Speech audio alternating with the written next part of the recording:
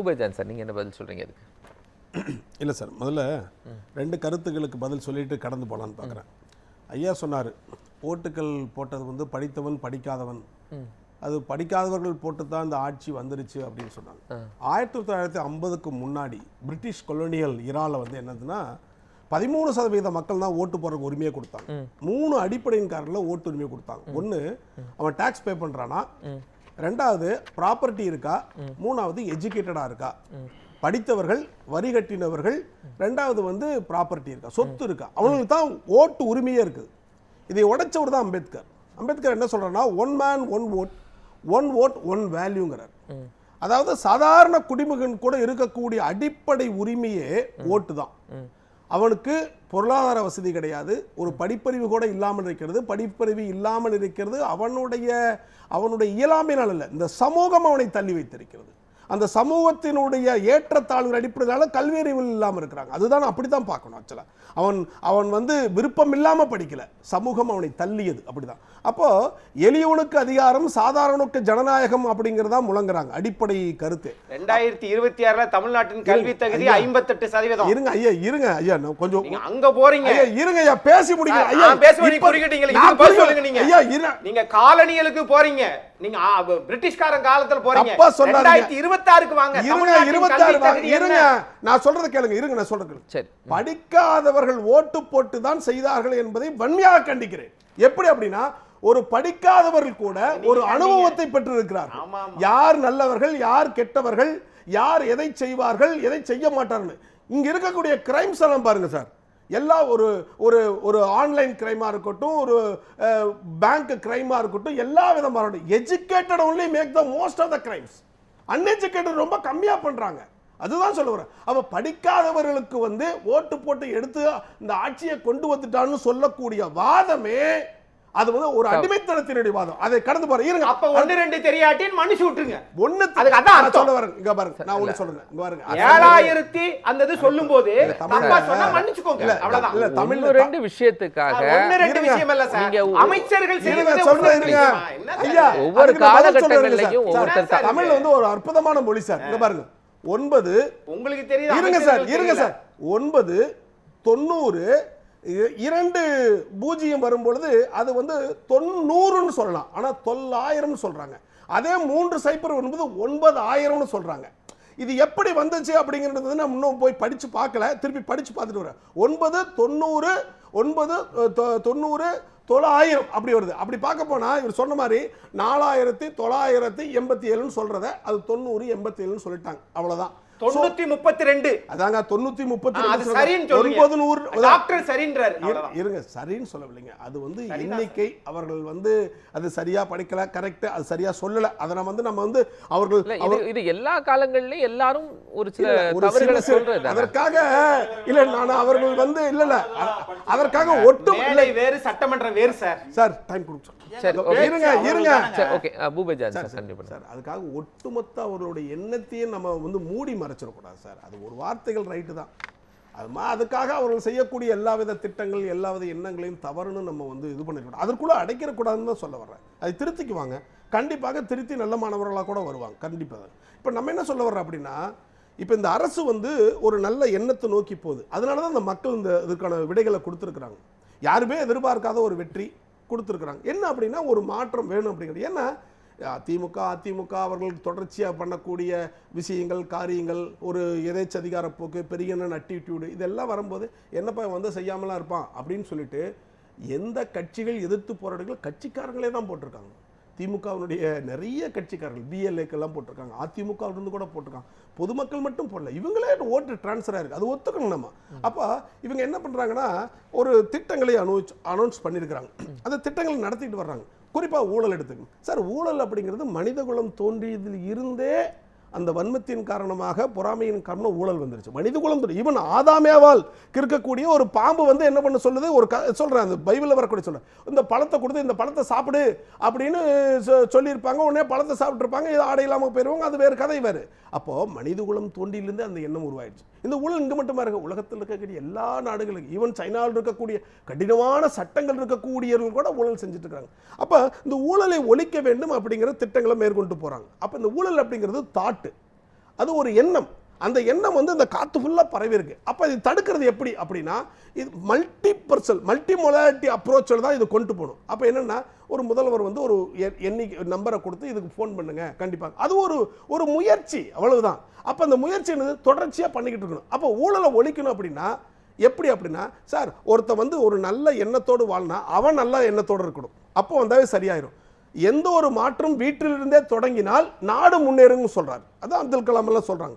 வீடு முன்னேறினால் தெரு முன்னேறும், தெரு முன்னேறினால் உன்னுடைய இடங்கள் முன்னேறும், அப்புறம் நாடு முன்னேறும். அப்ப நான் ஊழல் பண்ண மாட்டேன், நான் நியாயமானதை செய்வேன், நான் எந்த கையில் இருக்கக்கூடிய என் கை சுத்தமாக இருக்கும், ஒவ்வொருத்தரும் தனித்தனி மனிதன் நினைக்கும் பொழுது அது ஒரு மாற்றம்.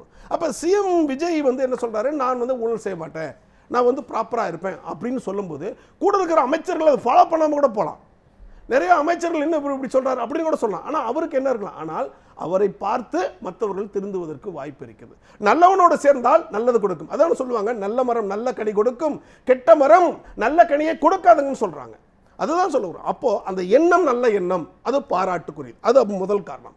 அடுத்தது பண்ணால் அவர்கள் செய்யக்கூடிய திட்டங்கள், இப்போ வீடு இருக்கக்கூடிய ஹவுசிங் போர்டு இருக்கக்கூடிய ஆன்லைனில் கொண்டு வர்றது, இதெல்லாம் முயற்சிகள், நல்ல முயற்சிகள் தான் கொண்டு வர்றாங்க. இன்னொரு விஷயம் சொல்கிறேன் சார் அடி என்னென்னா சார், புதுசாக இவங்க வந்துட்டாங்க சார், எல்லாம் சின்ன சின்ன பசங்க சார், மினிஸ்டர்ஸ் எல்லாமே சின்ன பசங்க. இப்போ நம்மளோட சுற்றிட்டு இருந்தவங்க எல்லாம் பேசிக்கிட்டு இருந்தவங்க டக்குன்னு மினிஸ்டர் வந்துட்டாங்க. இது ஒரு நல்ல, அவங்களுக்கு ஒரு நல்ல வாய்ப்பு தான். அது என்னென்னா ஜீரணிக்க முடியல. அந்த ஒரு இதை வந்து மற்ற கட்சிகள் எல்லாம், ஆண்ட கட்சிகள் மற்றவங்களாம் இருக்காங்களா, அவங்களால அக்செப்ட் பண்ண முடியல சார். டிப்பிக்கலாக பார்த்தீங்கன்னா நீங்கள் காலேஜெல்லாம் போய் பார்த்தீங்கன்னா, காலேஜில் வந்து எல்லாம் படித்தவங்க எல்லாம் இருப்பாங்க, 3 வருஷம் 4 வருஷம் படித்தவங்க. புதுசாக ஒரு பையன் போயிருப்பான். பையன் போனால் உடனே டெக்னிக்கலாக ரேகிங் நடக்கும். அவன் என்னதான் கேரக்டர் பயங்கரமான படித்தவங்க இடிச்சவங்க இருந்தாலும் ஒரு 6 மாதம் 1 வருஷத்துக்கு ரேகிங் போயிட்டே தான் இருக்கும். டெக்னிக்கல் ரேகிங் இருக்கும். இதே மாதிரி நான் சொல்லப்போனால் ஒரு கடினமான வார்த்தை, it's maybe a political ragging. தவறுகள் இருக்குது, இந்த சமூகத்தில் தவறு நடந்திருக்குது, அதை சரி செய்ய பாடுபட்டுக்கிட்டு தான் இருக்கிறாங்க, செய்கிறாங்க. அமைச்சர்கள் வந்து இப்போ தான் புதுசாக வந்திருக்கிறாங்க, தவறுகள் பண்ணுறாங்க. பேசுறதில் கூட சரியான ஒரு மெச்சூரிட்டியாக ஒரு முதிர்ச்சியாக கூட சில பேர்லாம் பேசாமல் இருக்கிறாங்க. அதெல்லாம் கடந்து போயிடுவாங்க. இன்னும் 2 வருடம் கழிச்சு பாருங்க, அவர்களுடைய பேச்சிலே முதிர்ச்சி இருக்கும். கண்டிப்பாக அவர்களுடைய செயலில் முதிர்ச்சி இருக்கும். அவர்களுடைய இந்த மீடியாவை எதிர்கொள்வதில் கொடுக்கக்கூடிய பதில்களில் வந்து அவங்க அப்டேட் பண்ணியிருப்பாங்க, எக்யூப் பண்ணியிருப்பாங்க. அந்த நிலைமைகள் இருக்கு. ஏன்னா அவங்க பண்ணித்தான் ஆகணும். இந்த சமூகம் எல்லாம் பார்த்துக்கிட்டு இருக்கு. வெயிட்ட அக்னீஸ்வரர் இருக்கட்டும், கோவிந்தராஜ் ஐயா இருக்கட்டும், எல்லாரும் பார்த்து கொண்டு இருக்கிறார்கள். அப்போ தங்களை தயார்படுத்திக் கொள்வார்கள். அதுதான் சார் என்னன்னா சார், யாருமே எடுத்த உடனே செடி வந்து நல்ல செடியாக வளர்ந்துருதில்ல. நீரை விடும் பொழுதும், வெயில் நல்லா படும் பொழுதும், நல்ல காற்றிலும் செடி தன்னை திருத்தி கொண்டு நல்ல கனிகளை கொடுக்கிறது செடி. அப்படித்தான் நம்ம பார்க்கணும். அப்ப இந்த ஆட்சி சரியான பாதையில் தான் போயிட்டு இருக்கு. என்னன்னா ஒவ்வொரு கட்சிகளும், எல்லா கட்சிகளும் சேர்ந்துக்கிட்டு கொஞ்சம் சம்திங், கொஞ்சம் எக்ஸ்ட்ரா ஓவர் ஸ்டெப் எடுத்து ரேகிங் பண்ணிட்டு இருக்காங்க. அதுதான் அப்படிதான் நம்ம பார்க்கணும், இந்த விஷயத்தை பார்க்கணும். அப்ப இதுக்கு என்ன, உடனே இமீடியட்டா செஞ்சீங்களா, போனீங்களா, என்ன காரணம் அப்படின்னா, இல்ல அப்போ அந்த ஆர்ப்பாட்டங்களுக்கெல்லாம் பதில் சொல்லாமல் கடந்து போற நிலை இருக்கு இல்லையா, அது அப்போ விஜய் அந்த நிலைகளை கடந்து அடுத்த கட்டத்துக்கு போயிட்டாரா? இப்ப எதிர்க்கட்சியோட விமர்சனங்களை எல்லாம் தாண்டி ஒரு நிலைக்கு போயிட்டாரு. இப்ப அது எப்படி பார்க்கணும், முன்ன இருந்த கட்சிகளுடைய அனுபவத்தோட நம்ம ஒன்றி பார்க்கிறோம். முன்ன இருந்த கட்சிகளுடைய அனுபவங்கள் என்ன அப்படின்னா, ஏதோ ஒரு விஷயம் நடக்குது, விஷயம் நடந்த உடனே அடுத்த செகண்ட்லயே மீடியாவுக்கு வருவாங்க. மீடியாவுக்கு வந்து எல்லாத்தையும் கூப்பிட்டு இந்த விஷயம் இப்படி இருக்குது, இதனுடைய ப்ராப்ளம் இருக்குது அப்படின்னு சொல்லிட்டு எக்ஸ்போஸ் பண்ணுவாங்க. ஆனால் இந்த ஆட்சி வந்து அப்படியே பண்ணலை. ஒரு ப்ராப்ளம் டக்குன்னு வந்து இமீடியட்டாக கூப்பிட்டு வந்து அந்த என்ன ப்ராப்ளம், எப்படி இருக்குது, எப்படி டேக்கிள் பண்ண போகிறோம் அப்படிங்கிறது செய்யலை. அதை வந்து சில அமைச்சர்கள் செய்கிறாங்க. கண்டிப்பாக ராஜ்மோகன் ஐயா அப்புறம் செய்கிறாங்க, அப்புறம் நிர்மல்குமார் ஐயா அவர்களெல்லாம் சொல்லிக்கிட்டு தான் இருக்கிறாங்க. ஆனால் என்ன சிஎம் வெளியே வந்து அதை செய்யலை.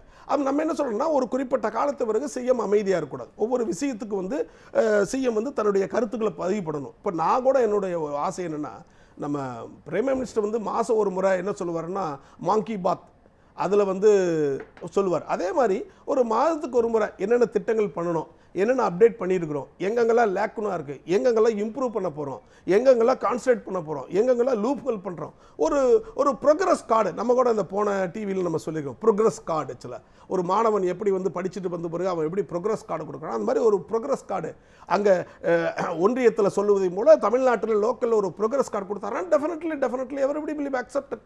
ஓ இது கரெக்டாக தான் இருக்குது, கரெக்டாக தான் போகுது அப்படின்ட்டு. எங்கெங்கெல்லாம் நம்ம லூப்புகள் இருக்கோ அங்கெல்லாம் உடைக்க போகிறோம். எங்கெங்கெல்லாம் வருமானத்தை எடுக்கணும், வருமானத்தை ஏற்ற போகிறோம். எங்கெங்கிற ஊழலை கட் பண்ண போகிறோம், ஊழலை கட் பண்ண போகிறோம். இது ஒரு சான்ஸ் கொடுக்குறோம், செய்கிறோம், பண்ணுறோம். அப்போ எதிர்பார்த்து நம்ம காத்திருக்கணும், அவ்வளவுதான். அது நல்லதுதான் நடக்கும், அப்படிதான் நினைக்கிறோம். உண்மையாகவே ஜனநாயகத்தில் வாக்காளர்கள்ங்கிறவங்க ரொம்ப மதிப்பு மிக்கவர்கள். அவர்களுடைய வாக்கு செலுத்தக்கூடிய யாரையுமே நம்ம புண்படுத்துகிற மாதிரி பேசக்கூடாது அப்படிங்கிறது ஒரு முக்கியமான விஷயம். அதை நான் நியூஸ் 7 தமிழ் வழியாக ஒரு முறை பதிவு செய்கிறேன். சார் மக்கள் வந்து சரியானதான் சொல்கிறாங்க சார். அதாவது கல்வி அறிவு மட்டுமே வந்து கிடையாது. அதான் சொல்லுவாருங்க, all educated person cannot be இன்டலெக்சுவல்னு சொல்கிறாங்க. அதான் முக்கியம். அதாவது படித்தவன் மட்டுமே அவன் ஞானத்தோடு இருப்பானான்னு கிடையாது. ஞானம் என்பது வேறு, அறிவு என்பது வேறு, 2 டிஃப்ரென்ஸ் இருக்குது. அதனால் படிக்காதவர்கள் ஒரு ஞானம் வச்சுருக்கிறாங்க. தட் இஸ் கால்ட் தி விஸ்டம்னு சொல்கிறாங்க. அது வந்து அவங்க அனுபவத்தின் மூலம் கற்றுருக்குறாங்க, கேள்வி ஞானம் கற்றுருக்குறாங்க, பார்த்து கற்றுருக்குறாங்க. அதுதான் நம்ம அடிப்படையாக பார்க்க வேண்டியது ஒன்று. அப்போ மக்கள் வந்து சரியானது சொல்கிறாங்க, ஒரு நம்பிக்கை வச்சுருக்காங்க, ஒரு ட்ரஸ்ட், இவர்கள் செய்வார்கள் பண்ணுவார்கள் அப்படிங்கிறாங்க. அது ஒன்று காலம் தான் பதில் சொல்லணும். இவன் 1 வருடம் கழித்து 2 வருடம் கழித்து இந்த ஆட்சியை பற்றி சொல்லும்போது இன்னும் நம்பிக்கை அதிகமாக இருந்தால், அக்னேஸ்வரன் சொன்னார் நீங்க ஜெயிச்சுக்கிட்டே இருப்பாங்கன்னு சொன்னார். இவர் பேசும்போது சொன்னார் இவங்க ஜெயிச்சுக்கிட்டே இருப்பாங்களா, ஒரு டார்க் வரும்னு சொன்னார். அதனால ஜெயிச்சுக்கிட்டே இருக்கிறதுக்கு வாய்ப்பு இருக்கு. அதுதான் நம்ம சொல்ல வர்றோம். சொன்னதோட தொடர்ச்சி, படிக்காதவன் அதெல்லாம் சொல்றது. இந்த இதே தமிழ்நாட்டை தான் அதிகம் படித்த மூதறிஞர் ராஜாஜியும் ஆண்டிருக்கிறார். படிக்காத மேதை என்று சொல்லிருக்கின்ற காமராஜர் 9 வருடம் இந்த இங்கு வந்து கட்டி எவ்வளவு முதலமைச்சர் எங்க காமராஜர் இவரோட தயவுசெய்து ஒப்பிடாதீங்க. இவரை ஒப்பிடல, இருந்தவர்கள் சொல்றேன். இல்ல இல்ல, படிக்காதவர்கள் 56 படிக்காதவர்கள் சொன்னதுக்காக காமராஜர் இன்றைய முதலமைச்சரோட ஒப்பிடாதீங்க. நன்றி நன்றி. அது காங்கிரஸ் ஒப்பிடலாமா? ஒப்பிடலங்க. நான் என்ன இதுன்னு நீங்க சொன்னதுக்கு கருத்தை சொல்றேன். படிக்காதவர் ஒரு ஆட்சியையே 9 வருடம் நடத்தி இருக்கிறார்.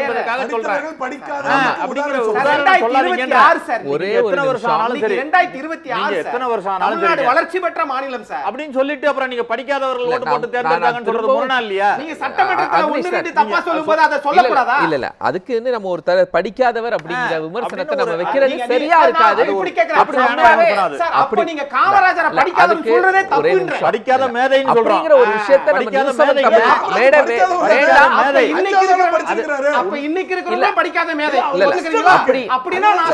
ஜனநாயக ரீதியில மக்களையோ ஏதேனும் அரசியல் பிரமுகர் நீங்க சொல்றத நான் ஏத்துக்கவும் இல்ல. அப்படி புண்படும்படி பேசினால் மன்னிப்பும் நம்ம கோரிக்கிறோம். நன்றி.